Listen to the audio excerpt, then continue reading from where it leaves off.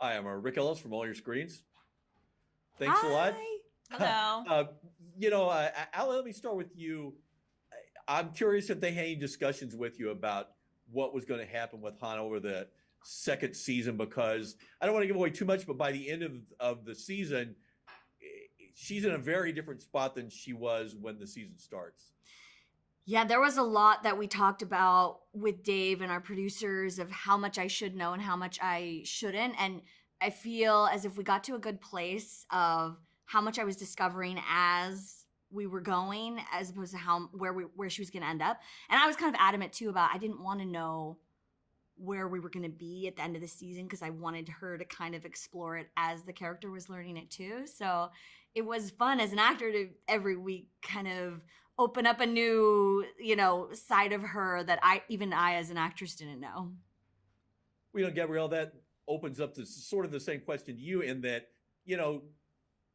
Cass ends up at a spot at the end of the season where you can see in her face just these realizations of, okay, this is sort of where I'm headed. This is maybe where I should be. Did you want to know that ahead of time, or did you want to just sort of play out over the season? Yeah, I love discovering as I go. It just kind of helps the element of spontaneity and surprise and like staying in the pocket of the moment without having to work too hard to do it.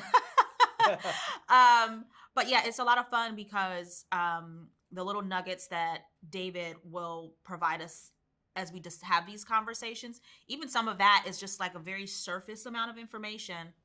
And then once we get the script, we're like, oh, this is how we land there. Mm-hmm. We might know where the journey lands, but we don't know really the actual steps to get there. So I don't know. I just love working with David. Our writers, they're really great. Yeah. Well, Allie, one of the things I like about your character is that for a lot of the other people in the town, they're looking for their best life. They want to be as happy as they can be. And with her, it's almost, she's just looking to be comfortable in her skin. She's just really, and it's an interesting journey to watch. Yeah, it is, because like we were saying, you're kind of peeling back her layers.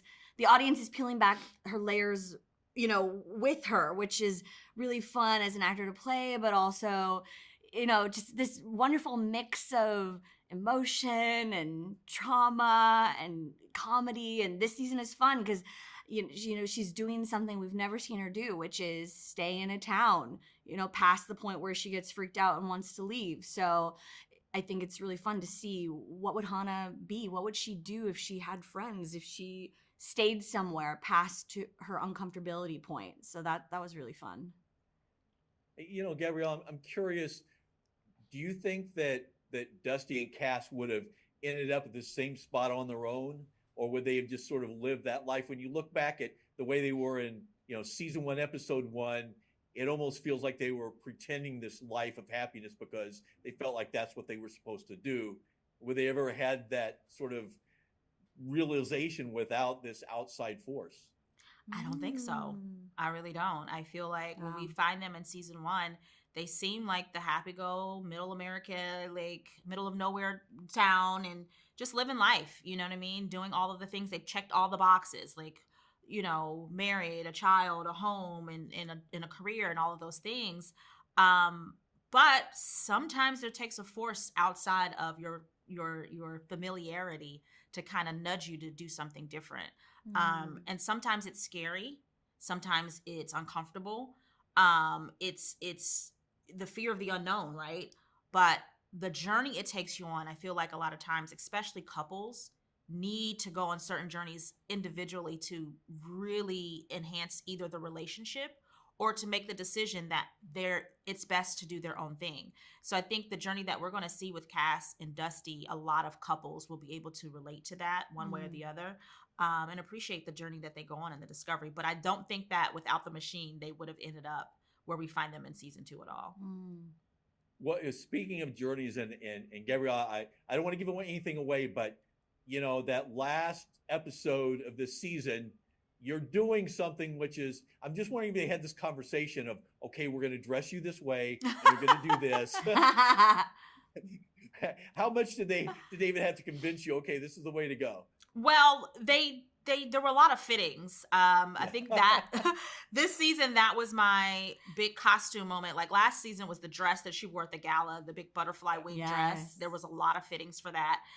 This season, the costume you'll see in the last, I can't remember if it's both of the last 2 episodes, but for sure the last episode, there were a lot of fittings. You'd be surprised the amount of conversation and discussion that has to go into like the texture, the size, the color of what this thing is supposed to actually look like.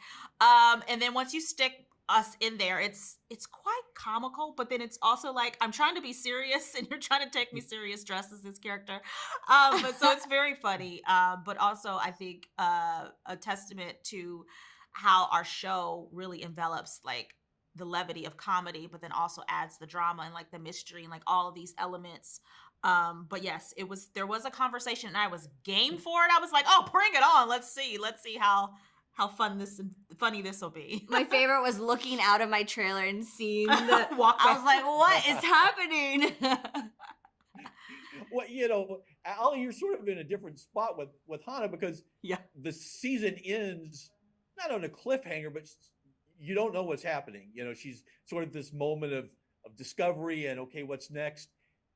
Do you have any idea what's next? Did you have any conversation about, okay, this may be what's happening? Because it's certainly, there's a big question mark sitting out there. Story of my life with this character is never knowing and also not wanting to know, because I think that's the fun of it, is just kind of riding with it as the audience is. And I think Hana for the show is self-discovery, you know, and I think there's so much in the unknown, and I think there's so many people out there that are currently where Hana's at, of finding themselves and looking back in their lives and trying to understand who they are. So she's been one of the most fascinating onions I've gotten to play, and she's just a delight. Well, you know, I think, Gabrielle, I know what your answer is going to be, but I'll ask you, and then the same question to Ali. At the end of the day, do you think Morpho coming into their lives was a positive thing for them? I think for the sake of the show, yes. Even though in the moment it may not feel like it, I feel like everyone's going to land someplace that makes sense. Because even the cards, it's like you read it, you interpret it to mean one thing, and then you later find out, oh, that's not the exact interpretation. And then this season, we're going even further with the Morpho Machine and not just getting the cards. We've gone from the life potential cards to now like, what are these visions we're seeing in these Morpho Machines? What does that mean? So I think it would be less of an interesting show if we didn't get to have a little drama mixed in there as we go on these journeys. But I do feel for the characters of the show and for the purpose of finding their true potentials and their happiness and joy, I think this machine was necessary and needed. Well, Ellen, let's wrap up with you. At the end of the day, do you think this is a positive for Hana?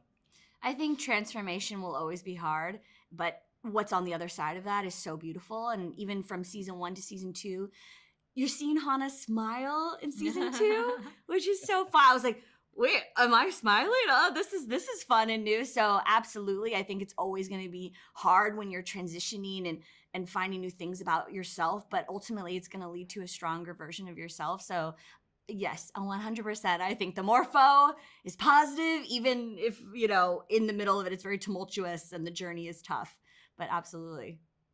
Well, I appreciate you both taking the time to do this. Really enjoyed the new season and good luck with it. Thank you so much. Thanks. Bye. Bye.